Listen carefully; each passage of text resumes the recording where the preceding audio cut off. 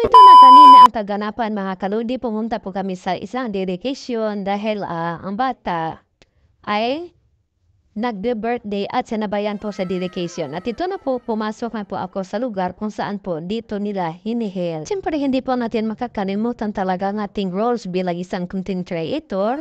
Video doon, video dito, para mayroon po tayo i-upload. At dahil po hindi pa po nasisimula ang kainan ng kalodi, so dito pa po ang lahat habang nagsisirmon po ang isang pastor. Napakaganda ang lugar at affordable mga kalodi, malawak at mayroong swimming pool at marami pa ang mga kaganapan dito sa lugar na yan. At dahil maraming tao pa mga kalodi ang nakikinig sa sermon ng isang pastor, nagbibideo muna ako sa may swimming pool dahil nga napakaganda yung view. Mapit po ako dito sa may swimming pool dahil ito na klaseng swimming pool ay pang malaking tao. Ginupod po ang pangbata. Tayo mga content creator, dali-dali po tayo nagbibideo habang pa po na walang naliligo. Kasi kapag marami nang naliligo mga kalodi, nakikita mo yung mga bata ay wala nang mga saplot. Kaya kumuha pa akong pabor mga kalodi at nakikita po natin marami po talaga siyang mga halaman sa likod at sa harap at nakikita po natin talaga maraming mga puno. At kailangan po natin talaga mga kaludi sa lugar na yan ay maging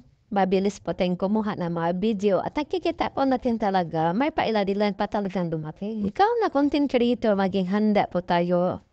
Lalo na po sa ating mga cellphone, ay kaya ating mga cellphone kailangan naka-full charge yan. Kasi kapag nalubat yan ako, nawala na po ating gana sa pagkukuha ng mga video. At wag po nating sayangin ang mga lugar kung saan dyan pupunta dahil tayo mga content creator at lalo ka na monetize na.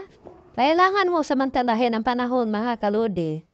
Kasi ang ating mga video kahit papano sinta-sintabos lang ay meron po siyang earnings. Diba mga kaludi? Sayang din pag yan ay naiipon.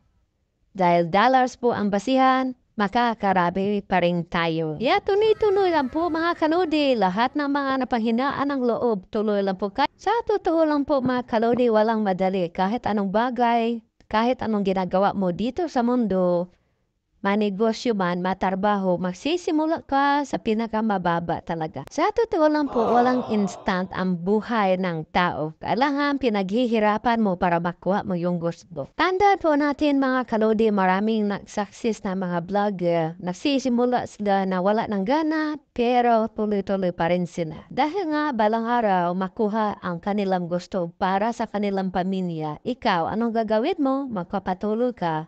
Huwag kang magkapadala sa mga negatibong isip mga kalodi. So ito na po nakikita na po natin na mayroon na talaga silang hinahanda na mga pagkain. Kaya ang mapapayo ko lang, tuloy lang po tayo. Hayaan mo yung iba na kung ano ang napapansin nila sa iyo mga kalodi. Hayaan mo sila basta ikaw ay positibo lamang mga kalodi. Kasi yung mga taong nag-iisip laban sa iyo, sa totoo lang po, wala po silang ambag.